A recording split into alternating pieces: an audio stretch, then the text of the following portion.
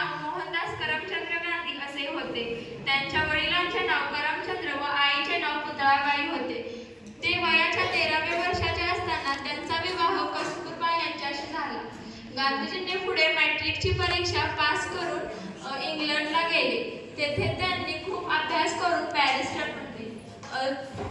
नंतर ते भारतात परत आले. त्यानंतर